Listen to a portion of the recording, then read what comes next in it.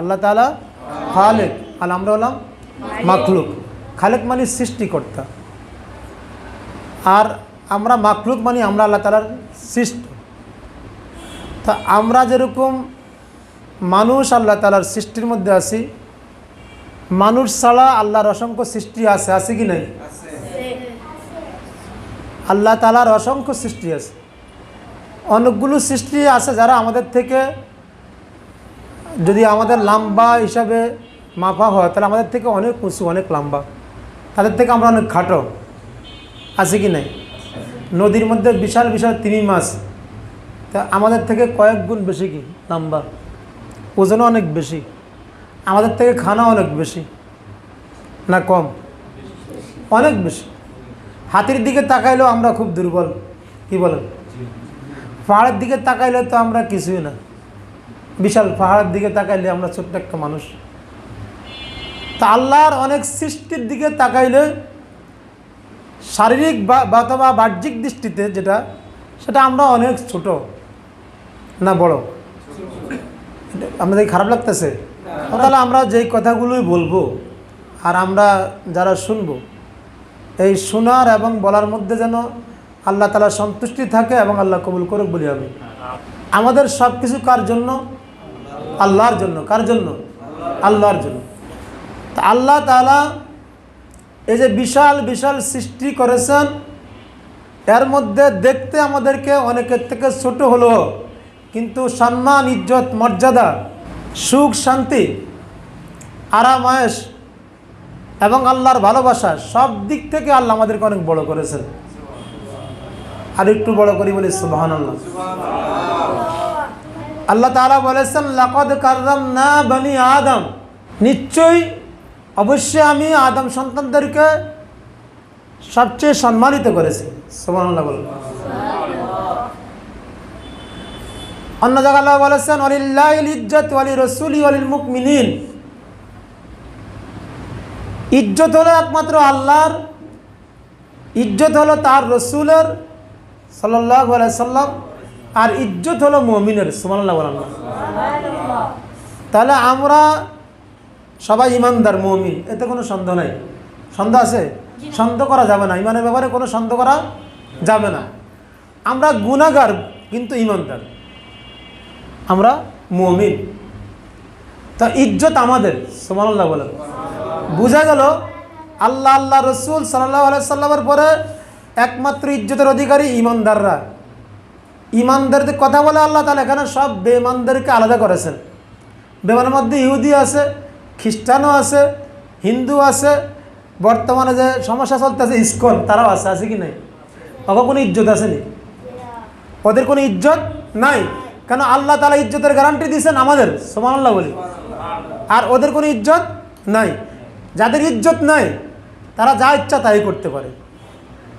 ইযা লাম তাশতাহি ফাসনা মা শিতা, যখন তোমার ইজ্জত থাকবে না তখন তুমি যা ইচ্ছা তাই করতে পারো। ওদের ইজ্জত নাই, এজন্য ওরা মিথ্যা, অবাঞ্ছিত, এবং আমাদের দেশে থাইকা আমাদের সব কিছু ভোগ করার পরও আমাদের সাথে গাদ্দারি করতে পারে এবং করতেছে। ওরা সাহস দেখাচ্ছে, হিম্মত দেখাচ্ছে, মূলত ওরা দুর্বল, কিন্তু ওরা দেখাচ্ছে কেন? ওদের ইজ্জত নাই, ওদের সম্মান নাই। তো কেন? ওরা হারিয়ে গেলেও সম্মান নাই, মার খেলেও সম্মান নাই, ইজ্জত যে নাই কে বলছেন? চিৎকার করে কেন বলছেন? আল্লাহ বলছেন। কে বলছেন? কাফের, বেঈমান, মুনাফিকদের ইজ্জত নাই। এজন্য ওরা আল্লাহর জমিনে থাকে, আল্লাহর দুশমনি করে। ওরা অনেক নবীদেরকে হত্যা করেছে যারা আল্লাহর পক্ষ থেকে দূত হিসাবে দুনিয়াতে আসছে। যার ইজ্জত নাই, যে একটা নিকৃষ্ট, উলাইকুম শাররুল বারিয়া, আল্লাহর সৃষ্টিজীবের মধ্যে সবচেয়ে নিকৃষ্ট এই বেইজ্জত বেঈমানগুলো, তাদের একজনের উপরে যদি একটু আঘাত আনা হয় তাহলে তারা পুরা মানবাধিকার নিয়ে বিশাল চিল্লাচিল্লি করে। আর যাদেরকে আল্লাহ ইজ্জত দান করছেন, যারা আল্লাহর পক্ষ থেকে পয়গম্বর, নবী, এই দুনিয়ার মধ্যে দূত হিসাবে এসেছেন পুরা সৃষ্টিকে কল্যাণের দিকে নেওয়ার জন্য, তারা তাদেরকে হত্যা করেছে, কিন্তু ওই নিয়ে তাদের কোনো আফসোস নেই। তাদের কোনো আফসোস আছে নি? আফসোস নেই। বাকি ওদের সমস্ত চক্রান্ত অত্যন্ত দুর্বল, আমরা সবল, আমরা কি? চিৎকার বলুন, আমরা সবল।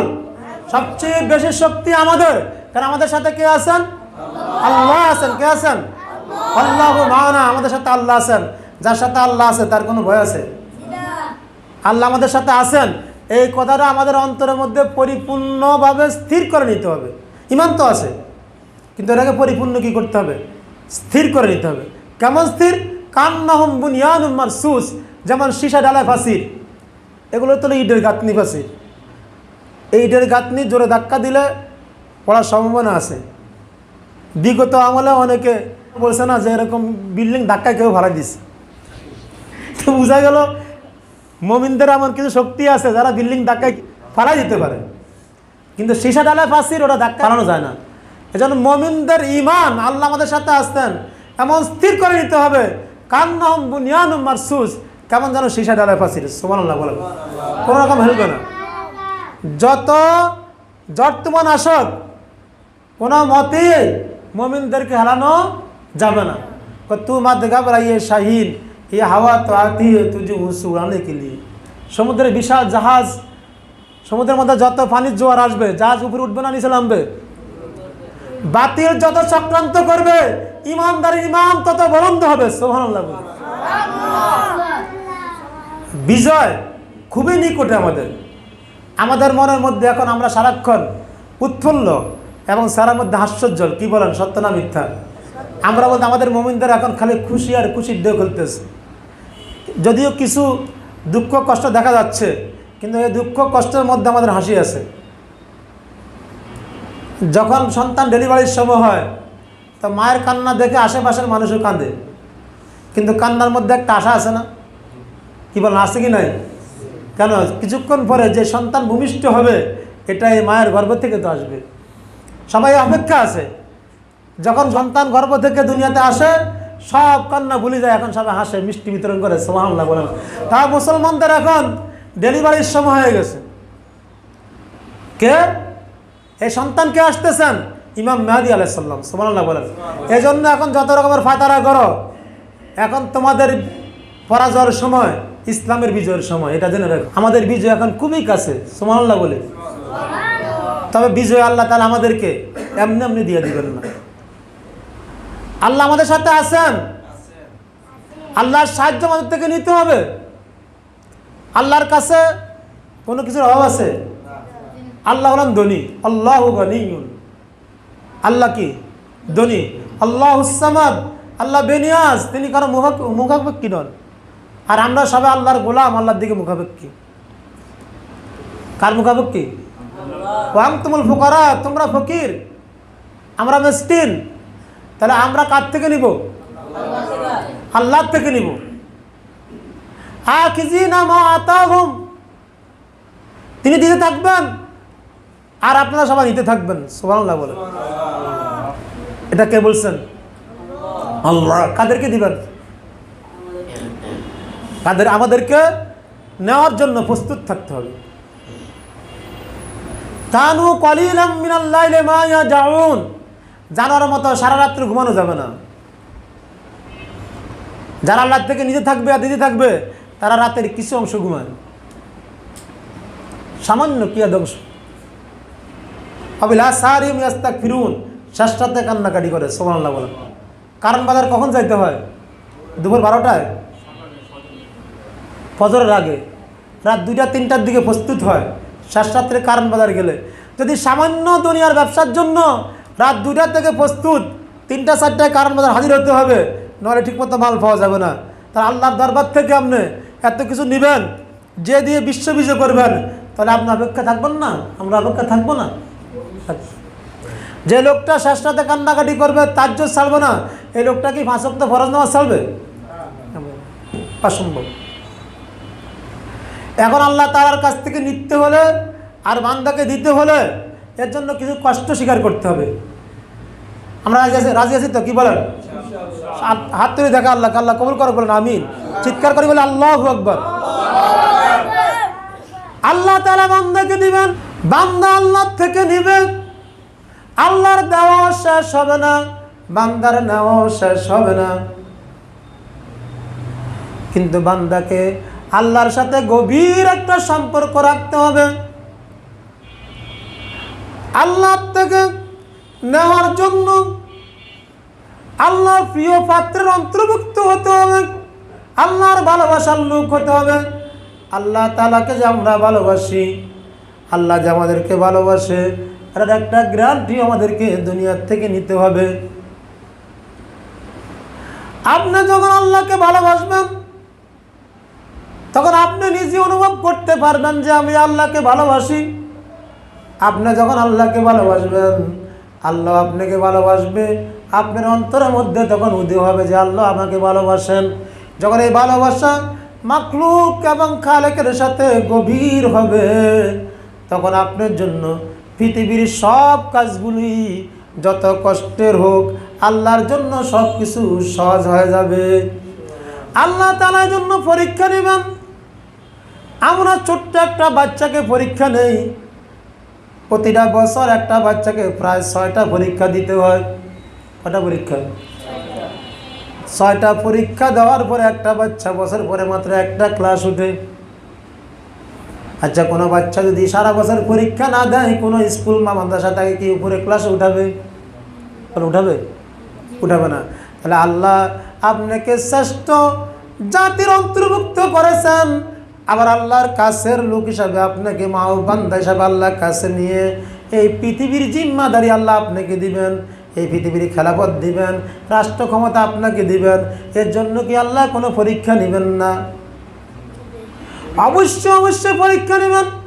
যদি সামান্য ক্লাস উত্তীর্ণ হওয়ার জন্য পরীক্ষা হয়, তাহলে আল্লাহর প্রিয় পাত্র হওয়ার জন্য আল্লাহ পরীক্ষা নেবেন।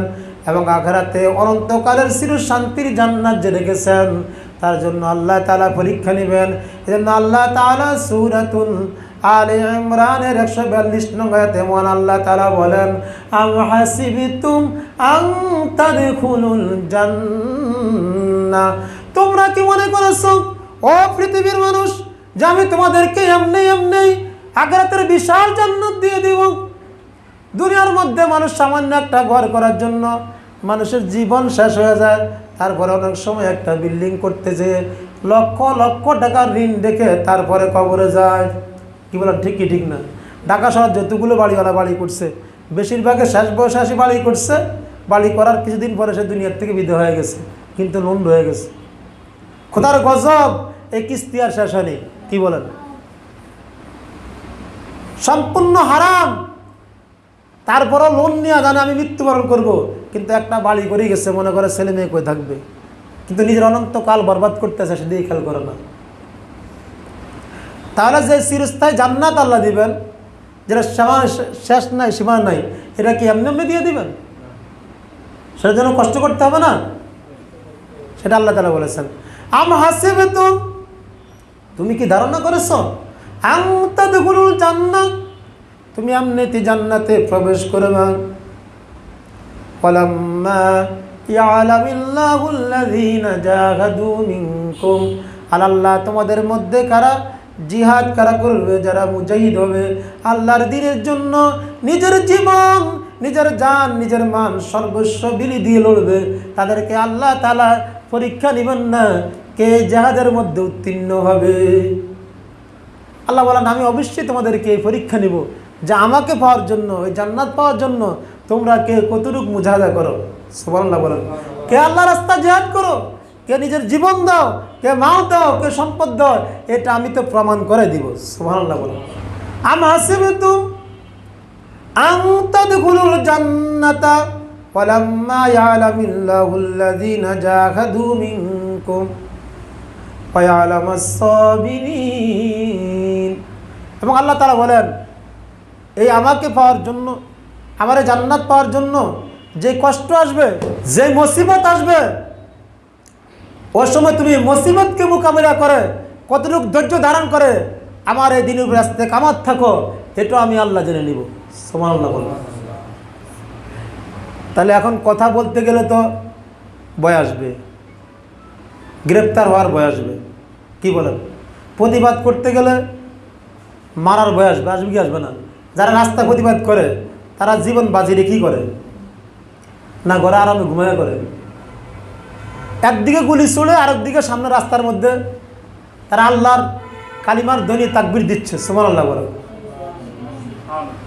মানে একটা লোক রাস্তার মধ্যে যায় জীবন বাজি রাখে আল্লাহর কথা বলতেছেন, আর আরেকজন ঘরের মধ্যে ঘুমায় ঘুমায় আল্লাহ আল্লাহ করতেছেন, তাহলে দুইটা কি এক হবে? আল্লাহ কি বলছেন যে আমি দেখবো ঘরের মধ্যে কে লেখো, তাহলে ঘুমায় ঘুমায় আমাকে ডাকো? আল্লাহ বলছেন আমি দেখে নিব কে আমাকে পাওয়ার জন্য, জান্নাত পাওয়ার জন্য যুদ্ধ করো, সুবহানাল্লাহ বলেন। আর এই কাজ করতে গেলে, হালাল পথে চলতে গেলে, সুদ থেকে বাঁচতে গেলে, জিনা থেকে বাঁচতে গেলে, ব্যভিচার থেকে বাঁচতে হলে এবং অন্যায়ের বিরুদ্ধে কথা বলতে গেলে আপনার উপরে যে সমস্ত মুসিবত আসবে, আমাদের উপরে যে সমস্ত মুসিবত আসবে, ওই সময় আমাদেরকে ধৈর্য ধারণ করতে হবে। এই দুইটা জিনিস আল্লাহ তাআলা আয়াতে বলেছেন। একটা হলো জান্নাত পাওয়ার জন্য যুদ্ধ করতে হবে, আল্লাহকে বলে তারা জান্নাত পাবেন, তা আল্লাহকে পাওয়ার জন্য যুদ্ধ করতে হবে, আল্লাহর ভালোবাসার জন্য যুদ্ধ করতে হবে, আল্লাহর দ্বীনের জন্য যুদ্ধ করতে হবে, এই কোরআনকে বাস্তবায়ন করার জন্য কি যুদ্ধ করতে হবে? না হবে না? যুদ্ধ করতে হবে। এসব এখানে কোনো আপোষ করা যাবে না, এখানে কোনো নমনীয় ভাব দেখা যাবে না।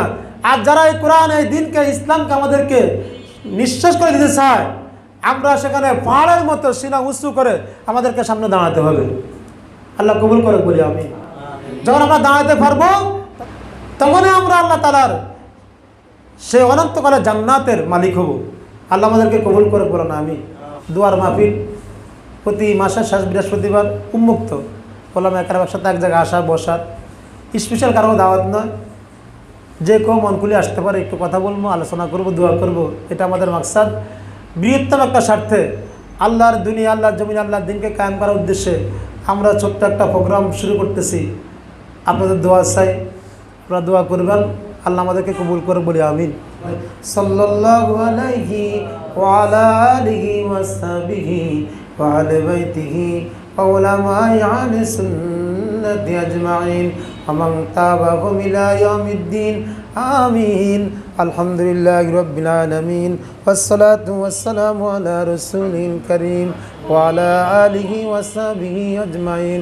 আল্লাহ, আমি অদম গুনাহগার, নাখানদানা লায়েক আপনার বন্ধুদেরকে নিয়ে, ওলামায়ে কেরামদেরকে নিয়ে, ছোট মাসুম বাচ্চা তালেব ইলমদেরকে নিয়ে আপনার শাহে দরবারে হাত বাড়াইলাম।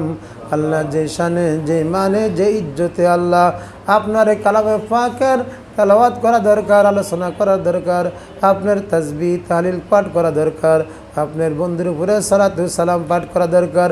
আমি অদম, আমি অজ্ঞ মূর্খ আল্লাহ, সেভাবে পারি না রে আল্লাহ। আপনার রহমতের আশা নিয়ে, বুক ভরা ভালোবাসা নিয়ে যা কিছু আমরা আমল করলাম, আজকের যে মেহমানদারি আয়োজন করলাম, যারা এর সাথে সম্পর্কিত আমাদের সবাইকে আল্লাহ আপনার প্রিয় মাহবুব বান্দাদের অন্তর্ভুক্ত করে দেন। আল্লাহ, আমরা অজ্ঞ, আমরা অযোগ্য মূর্খ, আমাদেরকে কাজে লাগান, আমাদেরকে জ্ঞান দেন, আপনার দ্বীনের খেদমত আমাদেরকে কাজে লাগান, আপনার দ্বীনকে বুলন্দ করার নিয়তে আমাদেরকে সমস্ত আসবাব উপকরণ দান করেন, আপনার জমিনে আপনার হুকুমকে বাস্তবায়ন করার তৌফিক দেন, আপনার বন্ধুর আদর্শ বাস্তবায়ন করার তৌফিক দেন। হে আল্লাহ, পুরা পৃথিবীর জমিনের মধ্যে আল্লাহ আলা কালিমাতুল্লাহ আপনার কালামকে প্রতিষ্ঠা করার তৌফিক দান করে দেন। আল্লাহ, আসমানি সাহায্য করেন, উহুদ বদর এসে সাহায্য করেন। আল্লাহ, আপনার জমিনের মধ্যে শুধু আপনার হুকুমে চলবে, আর সমস্ত হুকুমগুলো যেন নিস্তেজ হয়ে যায়। আল্লাহ, আমাদেরকে সে শক্তি দান করেন, সমস্ত হুকুম আল্লাহ বাতিলদেরকে নিঃশেষ করে দিয়ে আপনার জমিনে আপনার হুকুমকে বাস্তবায়ন করার জন্য আমাদেরকে তৌফিক দান করেন। আল্লাহ, অর্থ দেন, আল্লাহ আমাদেরকে জনবল দেন, যা দরকার সব দেন, সমস্ত উপকরণ দান করেন। আমাদের এই দেশের মধ্যে খাস রহমত বরকত নাজিল করেন, জালেমের জুলুম থেকে হেফাজত করেন। আল্লাহ, কাফের বিমানদের ষড়যন্ত্র থেকে হেফাজত করেন।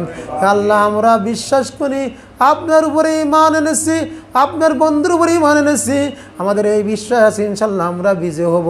আমরা মুমিন, আমরা আপনার কালামের দ্বারক বাহক, আপনার বন্ধুর সুন্নাহর দ্বারক বাহক। আল্লাহ, আমরা এই অন্তর দিয়ে, ভালোবাসা দিয়ে আমরা চেষ্টা করি, আমাদের ভুল ত্রুটিগুলো আল্লাহ ক্ষমা করে দিয়ে আল্লাহ আপনি আমাদের খেদমতটুকু আপনার শাহে দরবারে কবুল করে নেন। আল্লাহ, আমাদের সবাইকে হজ্জে বাইতুল্লাহ জিয়ারতে মদিনা নসিব করেন, আমাদের আব্বা আম্মার গুনাহ মাফ করে দেন।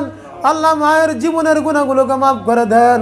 আমাদেরকে মানুষ করতে যায় আপনার অনেক হুকুম মাহকাম আমাদের মা বাবা ঠিক মতো আদায় করতে পারে নাই, ছেলে সন্তানের দিকে তাকাইতে যায়, আমাদের বরণ পোষণের দিকে আল্লাহ দেখতে যায় অনেক সময় আপনার অনেক হুকুম মাহকামের ব্যাঘাত করেছে। আজকে আপনার কাছে তাদের সন্তান হয়ে আমরা হাত তুললাম। আমাদের মা বাবার তামাম জীবনের গুণাগুলোকে মাফ করে দেন, আমাদের আলাদার গুণা মাফ করে দেন। আমার প্রিয় মুর্শিদ দুনিয়ার থেকে বিদায় হয়ে গেছে, দীর্ঘদিন হয়ে গেছে। হুজুরের জন্য আজকে আল্লাহ আমরা ইন্তজাম করেছি। আমার হুজুরকে আল্লাহ আপনি জান্নাতের উঁচু মাকাম দান করেন, হায়াতের জীবনের সমস্ত ভুলগুলোকে মাফ করে দেন। আল্লাহ আমাদের তরিকার ভাই বোন সবাইকে মাফ করে দেন। যারা সাহায্য করেছে তাদেরকে সাহায্য করেন, যারা ভালোবাসে তাদেরকে ভালোবাসেন। আমরা যারা উপস্থিতে হাত তুললাম আমাদের তামাম জীবনের গুণাগুলোকে মাফ করে দেন। যারা সম্পর্কিত তাদের জীবনের গুণাগুলো মাফ করে দেন। আল্লাহ আমাদের প্রত্যেককে কামিয়াব করে দেন। যেমন শ্রেষ্ঠ মুজাদ্দিদ বানায় দেন, মুস্তাহিদ বানায় দেন। আল্লাহ আমাদেরকে খালিদ বিন ওয়ালিদের মতো কবুল করেন। আল্লাহ আমরা সামনে অগ্রসর হব। বাইতুল মুকাদ্দাসকে ফিরিয়ে দেন, বাবার মসজিদকে ফিরিয়ে দেন। যারা আল্লাহ মসজিদ মাদ্রাসা খানকা দরবারগুলোকে গুলিয়ে দিতে চাচ্ছে তাদেরকে আল্লাহ হেদায়েত নসিব করেন।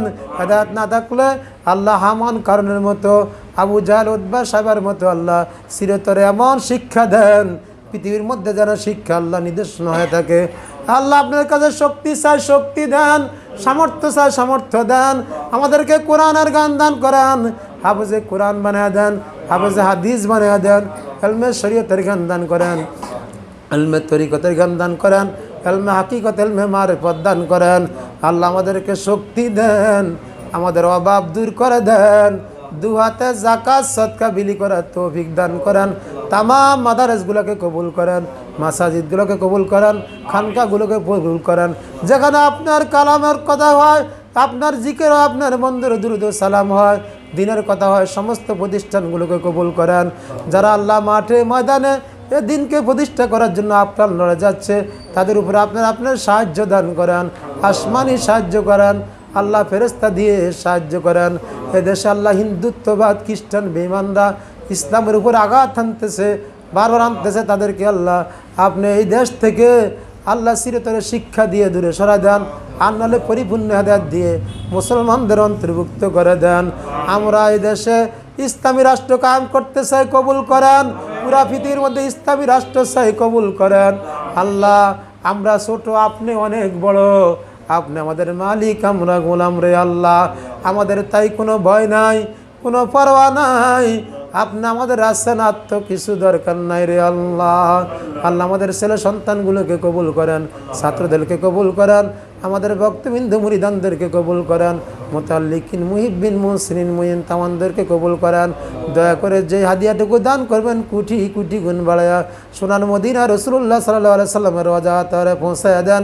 রাসূলুল্লাহ সাল্লাল্লাহু আলাইহি সাল্লামের উসিলায় তামাম আম্বিয়া আলাইহিস সালামের কদমে কবুল করেন। তামাম সাহাবী আজমিন, আশারে মুবাশশির, উম্মাতুল মুমিনিন, তরিকতের পীর মাশায়েখ, ফকির, দরবেশ, আমল কারিগণ, খাস করে আমার পীর মুর্শিদের রূপাকেরা দিয়া পৌঁছায়া দেন। তামাম মুমিন মুমিনাতের রূপাকেরা দিয়া পৌঁছায়া দেন। ওয়া সাল্লাল্লাহু তাআলা আলা খায়রি খালকি মুহাম্মাদ ওয়া আলা আলিহি ওয়া সাহবিহি আজমাইন। ওয়া জালা আখির কালামিনা ইনদাল মউত কালিমাতান তাইয়্যিবাতান লা ইলাহা ইল্লাল্লাহু মুহাম্মাদুর রাসূলুল্লাহ।